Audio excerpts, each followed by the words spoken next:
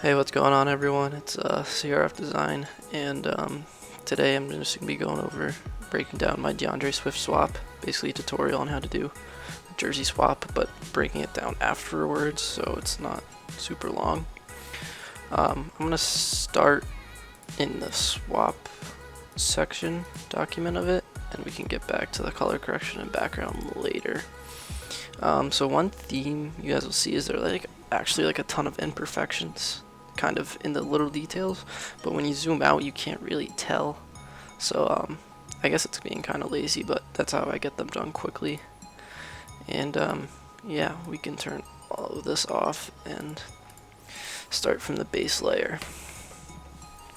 Alright, so the first thing I usually do when I do this type of the swap is I'll take out all of the objects, which is what I like to call them, on the jersey. So you can see if I just take a regular soft brush here. So there's like here, that. I'll basically just identify everything I need to take out, and take that out. As you guys can see, I took them out there.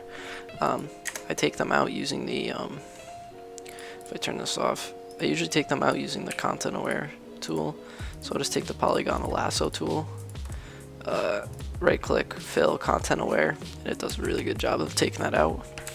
On bigger numbers, or on bigger objects, kind of like this number, if you do content aware, it's usually not going to look the best. Maybe it will here, I didn't really check. See, this has some imperfections, and if that happens, I usually take the clone stamp tool, which is J on your keyboard, and fidget around with that, and then also the clone stamp tool, and mess around with that. But yeah, so that's the first thing I do. I take out all the objects. So then we can go into these shoulders. So what I did for the shoulders is, I don't know if I deleted the picture or not, but I had a picture of Kerryon Johnson here, and I basically just took the shoulders off of him. I know a lot of people like to take off the individual sections, but I kind of just, if I take this off, I literally just took off the entire shoulder and used the warp tool. It's not a smart object, so you can't really see it, but I used the warp tool to kind of warp it to where I want it to be. And that's what I did on the other one. And as you can notice, he's actually wearing number 33 on both shoulders. That's like my bad. I actually forgot to do that, but it's really not that noticeable. So yeah, once I put the shoulders on, I kind of just color match them using curves and color balance, just pumping the blues and lightening it up a little bit, and then also using a hue and saturation to pump the blues up a little bit. You guys can see what that does. And then I did the same exact process on the other shoulder. This one, it was actually way darker. That's how it looked like when I took it off of Kerryon Johnson. So I had to really use the adjustment layers to match that. And it's still not even that perfect, but it's decent. Alright, so next to the helmet, and you guys had a lot of questions on the helmet and how I did that. So this is definitely one of the most complicated parts, especially the face mask.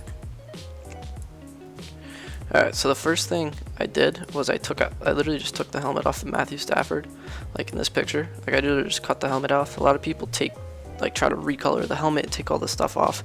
It's way easier to just find a picture of the guy looking the same direction, the helmet going at the same angle, and then just placing it on there and using the warp tool to kind of warp it, like I did with the shoulders basically. And then I had a black and white to make everything else look silver to match the color. The next thing I did was took the chin strap and made it white using a levels adjustment layer. Oops. And then I also used a gradient map to make the mouthguard blue. So next was the face mask, and as you can see, he has a white face mask on, and the lion's face mask is silver. And this is far from perfect. This is definitely the least, the most noticeable part that isn't real. But I did my best because the lion's face mask is actually metallic silver. You could see in the Stafford picture, and this is more of a solid plain matte white. So I turned that gray, and that looks like trash obviously if I kept it like that. So what I did was I took a curves and made the light and painted to some highlights, and then took the same thing but dark and painted on some shadows, and that gives it that more metallic look. It still doesn't look perfect, but from afar, like if you zoom out, it looks way better with those than without them, as you can see. So yeah, that's how I did the helmet. So next was the chest. I mean, this was also a pretty simple process, I would say. So the first thing I did was make it plain white, because there was like a little green reflections from the grass there. I usually, no matter what I'm doing, make that black and white to make it 100% desaturated. And then I took a color balance and made it a little bit blue because it had a little bit of a yellow tint, and I wanted to pump the blues. Then I took an NFL logo off of a Kerryon Johnson picture, just cut it off of him, same thing. I took the numbers off of a Darius Slay picture because he was number 23. Yeah, just warped that a little bit and put it in the right spot so it fits him. And then I added some folds, like you see like the creases in the jersey. I basically just took a dark curves adjustment layer and painted on with a brush. A little more accurate than that, obviously, but using layer masks, obviously, but something like that.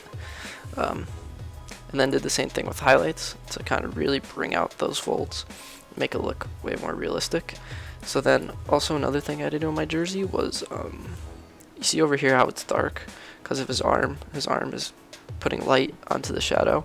So you had to take a curves adjustment layer and darken all of that up, and that makes it look 10 times more realistic.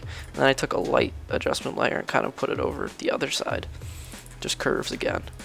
And then I took a shadow and painted it on underneath the ball so it's on top of the layer, so that looks more realistic. Sorry if I'm going fast here, guys, but like I really have no clue how to do this, so this is my first attempt. Moving on to the pants here. This is actually really simple. The first thing I did was change the color of the pants, and that was pretty simple as well. I just made them black and white, same thing as the jersey. Then took a gradient map, and I couldn't really get the look I wanted. I was playing around with a gradient map, couldn't really get the look I wanted perfectly, so I took a hue and saturation layer and pushed colorize and kind of bumped the saturation on that. And that helped bring out the pants like to the best color. Then I just cut a stripe off of I think it was Marvin Jones Jr. So like as you guys can tell, I'm just getting elements of the Lions jersey from all different type of players, and I just made that black and white, so it's the silver. This is definitely a really imperfect part of it, because you can see the original. As you can see, the original stripe looks like this. It was really short, so I had to use a puppet warp tool. I'd use the puppet warp tool to kind of just warp that down, and for some reason this piece kept getting detached, so it was really hard to like match. And up here it looks kind of trash, but oh well. It's good enough for me, I guess, for just like a casual swap. And then I put a curves on that, and I just lightened up the pants with another curves layer, the overall color. So then finally we're gonna go on the socks and shoes. So socks, cleats, and gloves. So for the gloves, come up here. As you can see, they're red. I literally just took a hue and saturation layer, put it on colorize, put it to the Lions colors, and yeah, just paint it over where there's red over here as well. Pretty simple process there. For the cleats, I basically just made them black and white. Didn't really need to change the color to blue. It really wouldn't look that realistic because I didn't see anyone on the Lions wearing blue cleats. And then on the socks, this was kind of the hardest part of this. So the socks were black at first, obviously, so I just put an invert on them to make them white. But then obviously it looks kind of like fake, and like the shadows are kind of inverted there. So what I did was I took a curves, dark curves, painted it where the shadows usually are, and then I highlights and painted where the highlights usually are. And that kind of made them look more realistic. So yeah, that's the swap portion of it. I know I kind of went fast there, but hopefully you guys could get some stuff out of that. Alright, now going back to the other stuff here. Let's go over the background first. So this is what the background looked like at first. As you can see, I obviously can't have Kirby Smart and all these Georgia players in the background. So what I did was I didn't use that. I found a picture of the Lions I forgot who was in this picture actually. I think it was, yeah, it was Kerryon Johnson in the picture, and I just kind of painted him out. And you can see this like security guard over here, and that looked good. So I wanted to keep that, and what I did was I literally just copy and pasted that and flipped it horizontally. So this is kind of just like an exact copy of the other side, but it's really kind of unnoticeable, and it looks really natural. And yeah, then I put a curves layer, 2 curves layers on that to desaturate the field, so I could match the color to the original field a little bit better. I kept the original field from the this picture. I kept that and just cut that out. That worked really well. Then that's basically it for the background. That was super easy. And then basically I just put a bunch of adjustment layers on him to kind of change the lighting and blend the player in better. The first thing I did was create highlights behind him all the way, like almost like the lights were coming from on top of him like in a real stadium. That really helped the effect. And then I darkened his helmet a little bit because I thought that was too bright.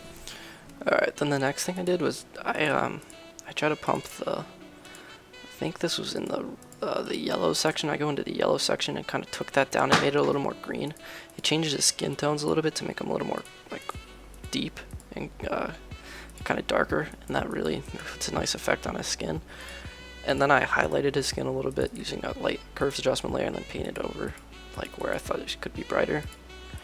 And then I kind of lightened up under here because I thought that was a little bit too dark. I made him a little bit more blue using the color balance, the highlight section.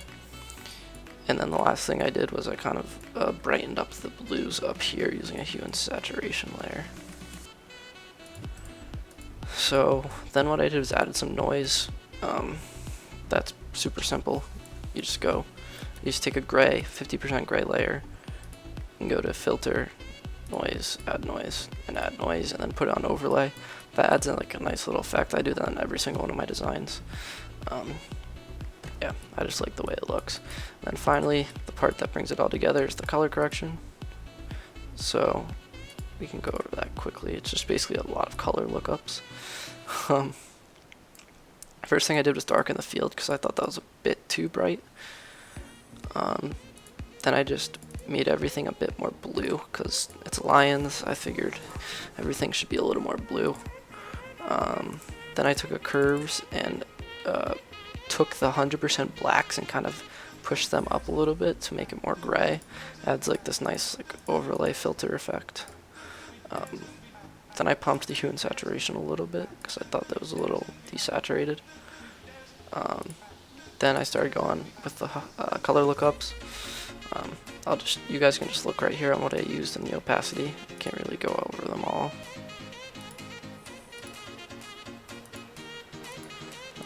But yeah, using color lookups is a great way to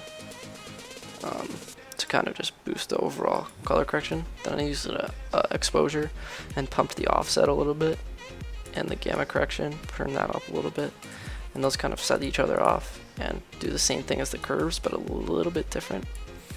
And then finally I took a selective color, and I'm pretty sure I pumped the cyan and the blue in the shadows to make it a little more blue. And then finally took a hue and saturation and pumped the yellows up because I wanted that field goal post to be a little more noticeable. But yeah, other than that, that's basically all I did.